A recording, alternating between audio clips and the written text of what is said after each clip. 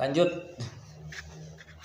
Ya bunaya, wahai anakku. Innaha intaku miskola habah.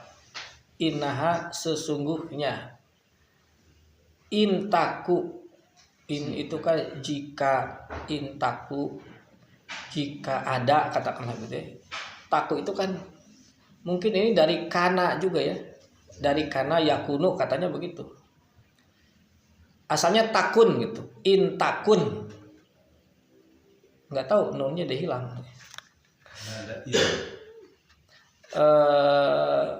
Enggak sih Pak, in takun. Ini rumusnya apa saya belum tahu ini. In takun ini kok nunnya udah hilang ya. Yang hilang itu biasanya huruf ibdal Pak. Wawu, iya itu kan. Nun itu huruf asli karena yakunu. Membuang nun ya. Iya kok membuang nun gitu. Ini bukan nun tambahan, itu nun asli. Ya tapi nggak apa-apa, ikuti aja. Ya ini kemungkinannya taku itu dari takun. Jadi intaku jika ada gitu artinya. Jika ada miskola habah, perkara seberat biji habah biji, min khordalin, dari biji dari jenis sawi ya, sayuran sawi. Miskola habatin min khordalin berarti jika ada satu perkara seberat biji sawi atau sebesar biji sawi. Biji sawi itu berarti bukan besarnya, kecilnya. Berarti artinya jika ada perkara sekecil apapun kan maksudnya ke situ ya. Kalau karena biji sawi ini kecil berarti jika ada perkara sekecil apapun ini diwakili saja oleh biji sawi. Fatakun fi sohrotin, lalu itu berada di sohroh. Sohroh ini ada batu, kalau batu itu ada kata lain Pak untuk batu itu. Hijaroh. Itu. Ada batu itu hijaroh atau hajar itu batu. Sohroh ini contohnya itu adalah bebatuan cadas ya di bukit itu yang dipahat oleh kaum Samud. Alladina jabu sohro itu kan. Jadi orang yang memahat batu-batu cadas di bukit-bukit. Jadi sohro itu mungkin lebih gede dari batu. Batu besar.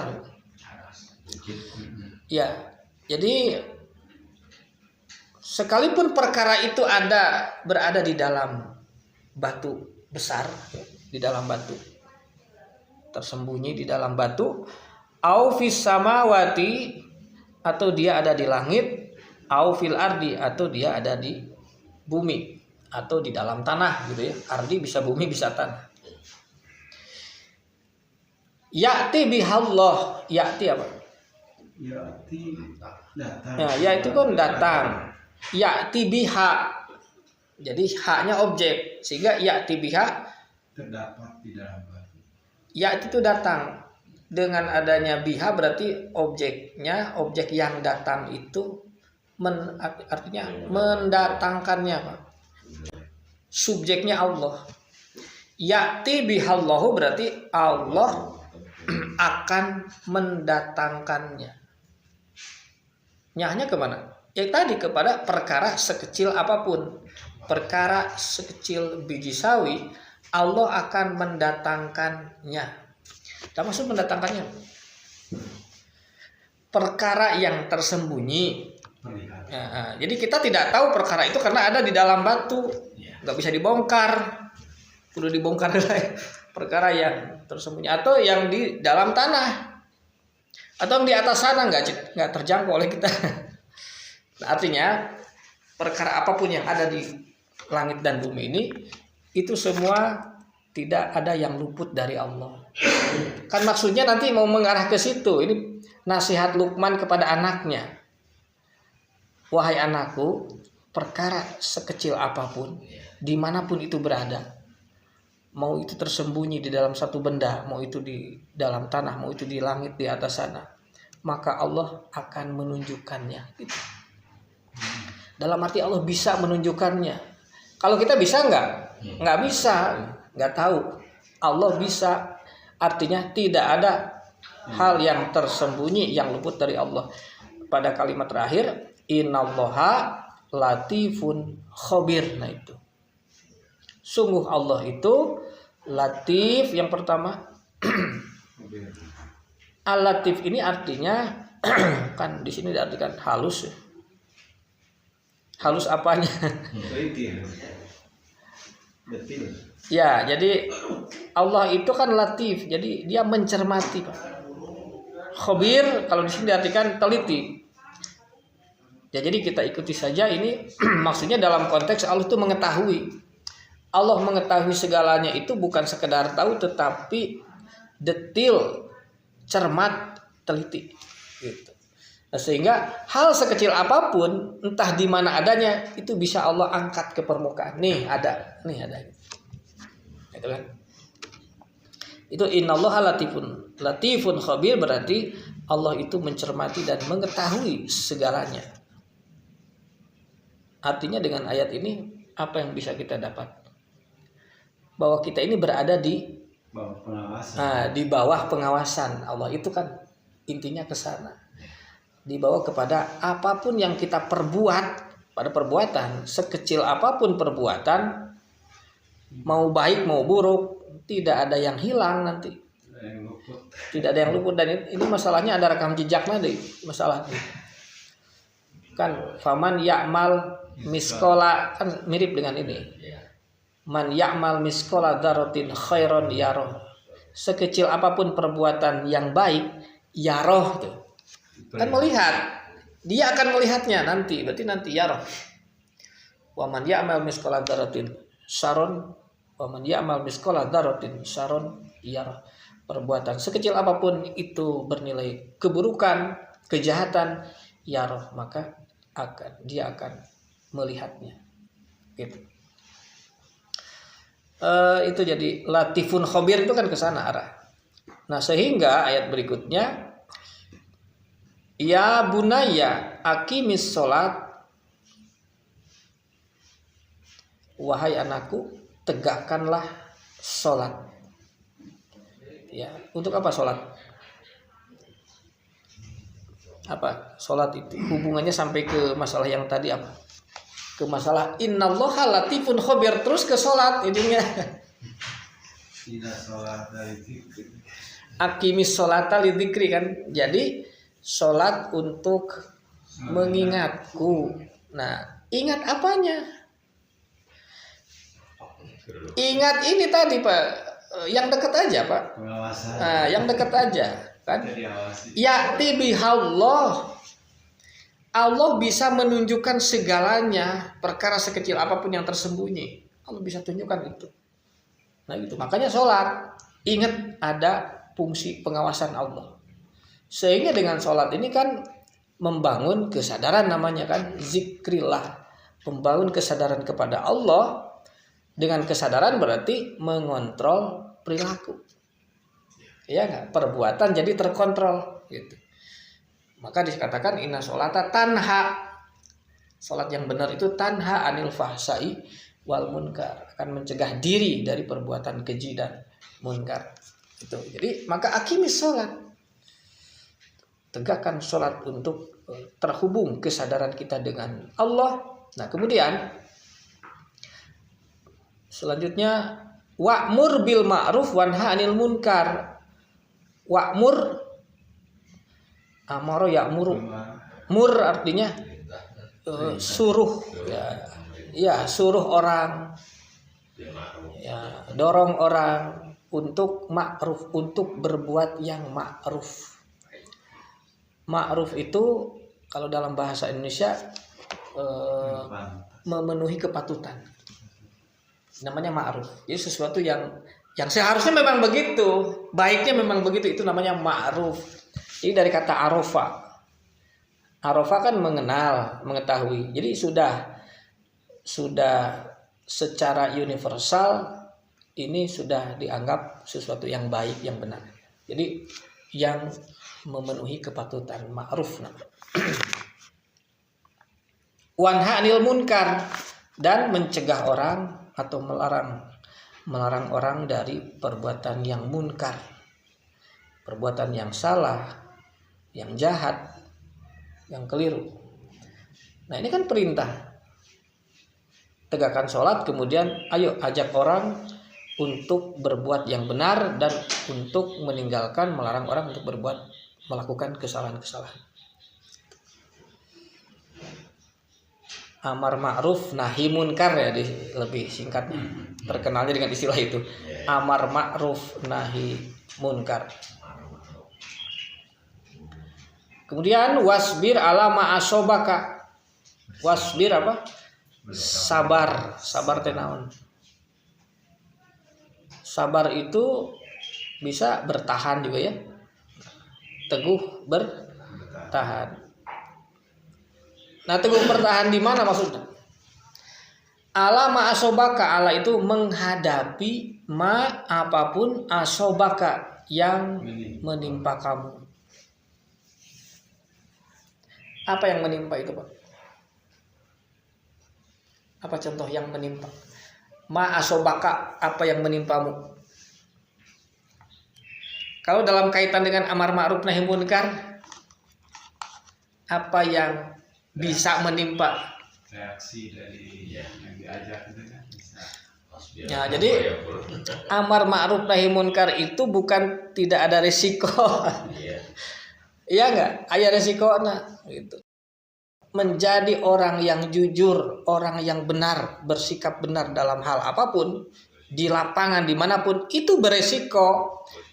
Bisa dijauhi orang kan, bisa disuap, disogok, atau kalau dia punya jabatan bisa dijatuhkan. Wah, macam-macam nanti. Itu yang disebut ma'asobaka, gara-gara menerapkan amar ma'ruf nahi munkar. Ini konteksnya jaga. Kata Allah, wasbir, kamu harus bertahan. Gitu. Jangan berubah prinsip. Nah ini jaga, ingat tujuan penciptaan langit dan bumi kemarin targetnya fa'an batna fiha min kuli jaujin karim. Nah, Allah erek numbuhkan jaujin karim. Nah ini anaknya Luqman sedang dididik, sedang ditumbuhkan jadi jaujin. Apa jaujin karim? Ya pribadi mulia. Makanya kudu siap menghadapi ujian. Jadi mulia henteu ya di lapangan dong, dibuktikan. Dan sehingga dia akan menghadapi ma'asobak tadi, akan menghadapi konsekuensi yang akan dia terima di lapangan nanti dalam rangka menegakkan amar ma'ruf nahi munkar. Nah, maka dikatakan inna zalika min azmil umur. Inna zalika, sungguh yang demikian itu menjadi ajmil umur. Ajam itu artinya sesuatu yang sungguh-sungguh. Jadi kalau dalam kata kerja ajama itu artinya benar-benar, bersungguh-sungguh. Umur artinya urusan. Jadi inna zalika, sungguh yang demikian itu adalah menjadi perkara yang harus dijalankan dengan bersungguh-sungguh, urusan yang penting, ya, urusan yang serius, atau itu adalah prinsip, kan sesuatu yang harus sungguh-sungguh itu berarti masalah prinsip yang harus ditegakkan. Jadi ajmil umur adalah ini masalah prinsip yang harus ditegakkan oleh kamu. Sholat, amar ma'ruf nahi munkar, dan siap teguh bertahan, itu konsisten di jalan itu prinsip yang harus ditegakkan ya, kalau dalam bahasa kita begitu. Ya enggak? Nah itu, jadikan itu sebagai ajmil umur. Kita lanjut. Wala tusair khaddaka, selanjutnya wala tusair khaddaka linnas. Tusair itu artinya memalingkan ya, berpaling. Khaddaka, kalau di kamus khaddaka itu ini pipi. Jadi menolehkan pipi, memalingkan, ya artinya berpaling muka begitu ya. Secara bahasa begitu.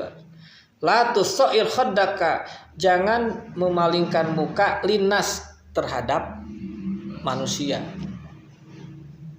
Jadi apa maksud berpaling muka terhadap sesama manusia? Ya jangan memandang sebelah mata gitu kan. Kita berpaling muka berarti menganggap orang itu nggak ada apa-apanya atau meremehkan ya, atau merendahkan kan bisa. Itu yang nggak boleh. Jadi la tusair khaddaka linnas, dengan ungkapan seperti ini, jangan memalingkan muka terhadap orang, terhadap manusia. Kemudian wala tamsi fil ardi maroha, la tamsi kan berjalan, melangkah. Fil ardi di bumi ini maroha. Maroha ini apa? Sikap ya, sikap angkuh ya. Wala tamsi fil ardi maroha, sikap angkuh.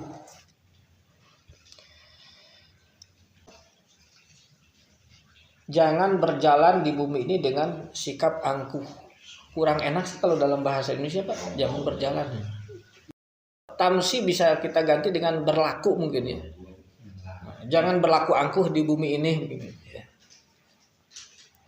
Jangan berlaku angkuh ya, di bumi ini. Jadi angkuh itu kan berarti sikap diri merasa lebih, ya merasa lebih hebat, ya.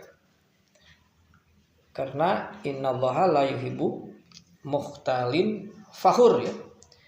Innallaha la yuhibbu kulla mukhtalin fakhur. Sungguh Allah tidak suka kepada setiap orang yang mukhtalin fakhur. Mukhtalin, apa arti mukhtalin? Itu dari kata khola, khoyala. Khoyala itu khayal. Jadi berkhayal, berfantasi. Hayalan, fantasi itu akan ada di pikiran. Jadi mukhtalin, orang yang punya pikiran, ya, orang yang punya fantasi, ya, punya anggapan-anggapan. Nah, anggapan-anggapan itu berarti memandang, berpikir bahwa dirinya itu lebih baik, lebih hebat, itu mukhtalin. Jadi adanya di pikiran itu. Sikap angkuh itu kan di pikiran, merasa diri. Nah, itu fakhur. Fakhur artinya bangga. Jadi orang yang kepribadian yang menganggap dirinya lebih hebat, lebih unggul. Jadi merasa punya kebanggaan. Fakhur memang artinya bangga. Kan ada dalam surat apa itu? Innamal hayatad dunya la'ibun walahun wa tafakhurun bainakum wa takasurun fil amwal wal aulad. Jadi tafakhur artinya saling berbangga di antara kalian dalam urusan apa nanti kebanggaannya? Fil amwal dalam urusan harta kekayaan, wal aulad dalam urusan keturunan anak gitu. Anak aing mah cenah lulusan ini anak aing mah geus. Nah, itu kan kebanggaan dengan anak atau dengan harta gitu kan itu. Macam-macam nanti fakhur itu kebanggaan manusia pada sesuatu yang dimiliki, bisa hartanya, bisa jabatan, betul. Bisa jabatan, kedudukan. Tadi bisa faktor anak keturunan ya. Anak-anaknya hebat-hebat, itu kan satu kebanggaan.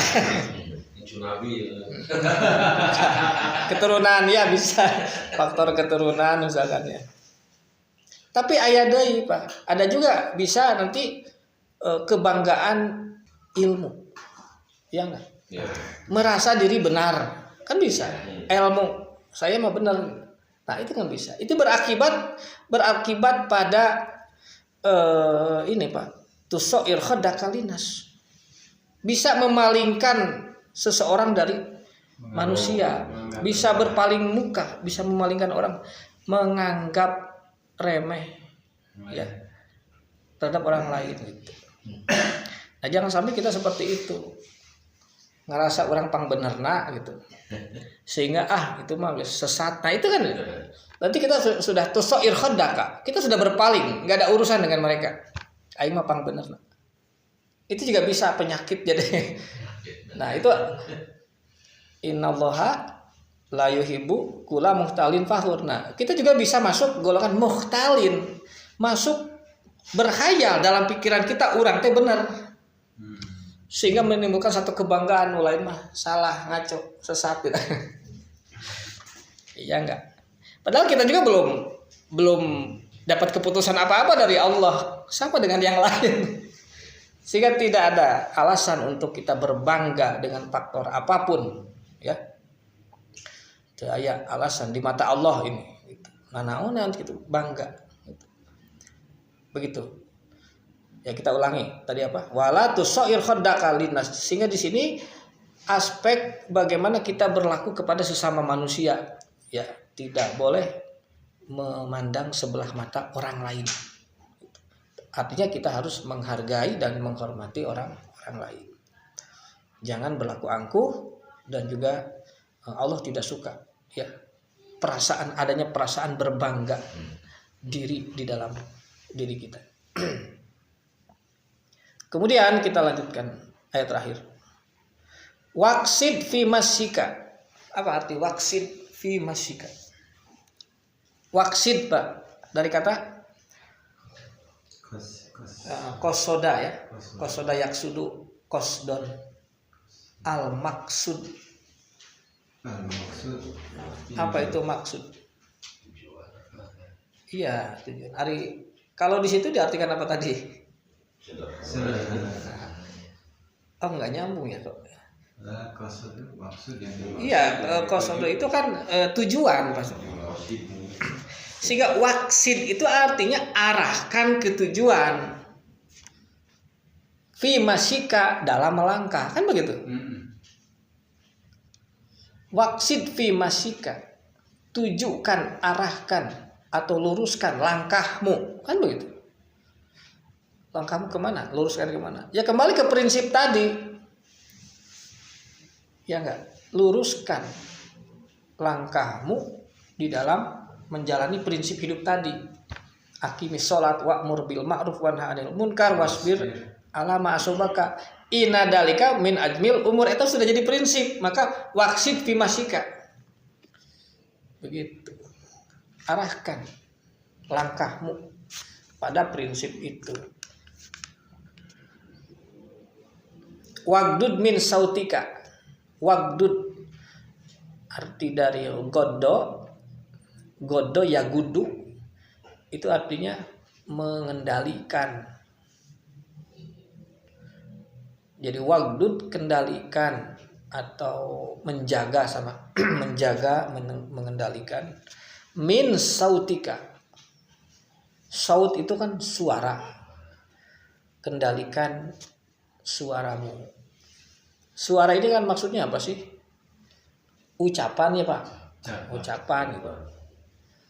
Jadi bukan suara bunyi gitu. Bunyi. Suara itu katakan ucapan. Jadi kendalikan, jaga ucapanmu. Wagdud min sautika. Inna ankarol aswat la sautul hamir. Sesungguhnya ankarol aswat, ankaro sesuatu yang munkar, yang buruk. Aswat suara. Ya enggak? Suara yang mungkar.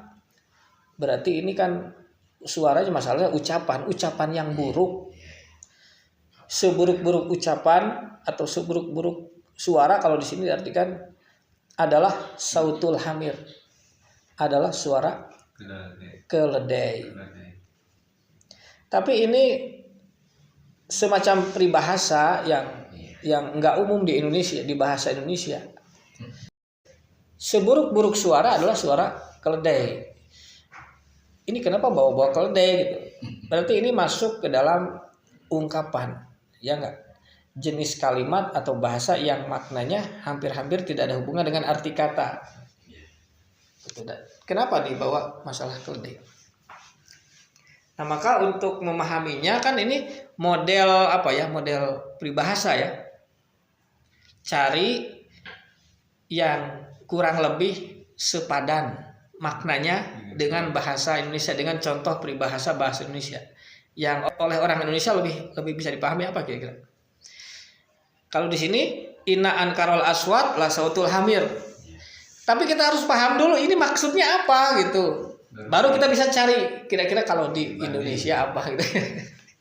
Ini masalah apa nih? Waqdud min sautika tadi. Kendalikan ucapan. Sehingga kalau ucapan tidak dikendalikan ada akibat apa? Omongan tidak dijaga kan, tidak bisa menjaga lisan namanya kan, tidak bisa mengendalikan omongan. Sangeunah nawe ngomong teh. Sehingga kita tidak peduli ada orang yang disakiti nanti. Ada orang yang tersinggung, disakiti. Karena kita sembarangan mengeluarkan ucapan-ucapan ya, berupa caci maki, penghinaan ya, yang kita nggak merasa itu menghina, Pak. Karena kita tidak mengendalikan ucapan. Nah, itu yang tidak boleh. Karena bisa jadi dampaknya, efeknya akan kembali ke kita juga nanti. Jadi masalah. Ini kan petunjuk bagi kita semua. Waqsid fi masyika. Jadi kita arahkan pada tujuan yang sudah ditetapkan dalam melangkah di kehidupan dunia ini. Ya enggak? Tetap lurus pada prinsip ini. Tidak usah kita memikirkan urusan orang, tidak usah ikut campur urusan orang lain, ada batasannya. Sehingga karena kita ini senang ikut campur urusan orang, jadi loba ngomongkeun batur, banyak menyinggung orang, kan itu nggak penting. Gitu. Jadi ini arahnya lebih kepada fokus kepada perbaikan diri. Gitu.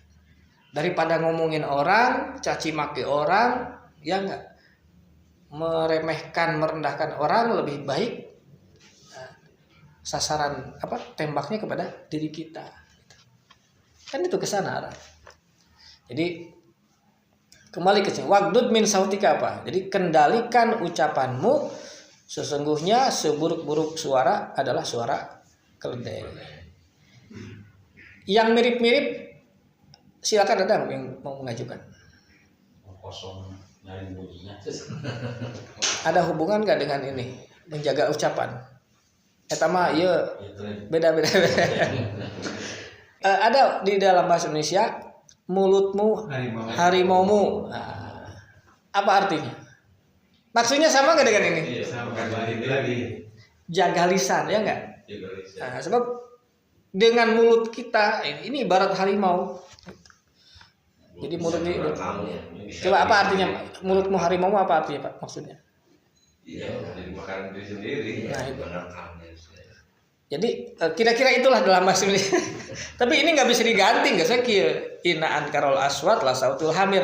Kalau dalam bahasa Indonesia yang kurang lebih makna yang sama, walaupun redaksi berbeda, mulutmu harimaumu, hati-hati dengan ucapanmu, kan begitu intinya. Hati-hati dengan omonganmu.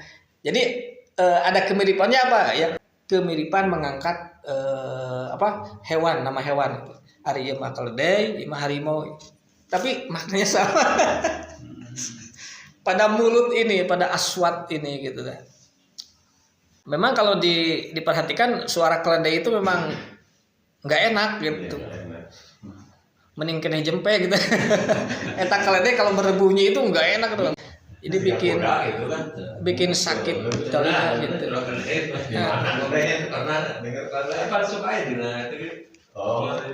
Ya kira-kira begitu ya gitu.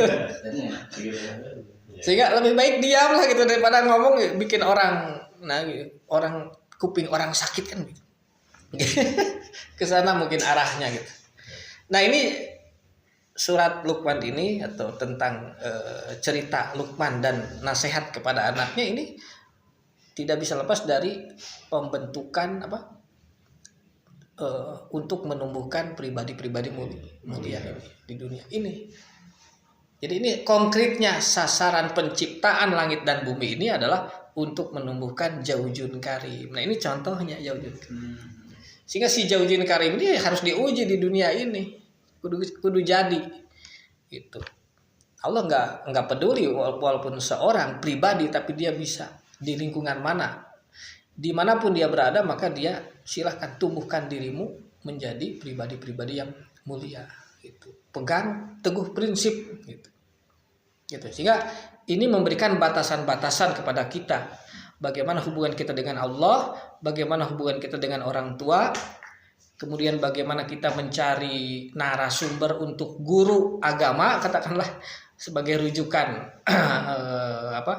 ilmu agama dunia akhirat. Bagaimana juga kita memegang prinsip yang harus dipegang selama kita hidup, dan juga bagaimana kita bersikap kepada sesama manusia, kan itu cukup lengkap. Gitu.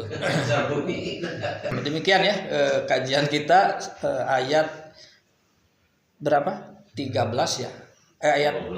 Ayat 12 sampai dengan ayat 19. Mudah-mudahan ada guna dan manfaat nih. Selanjutnya, ayat selanjutnya kita tadabburi pada minggu yang akan datang.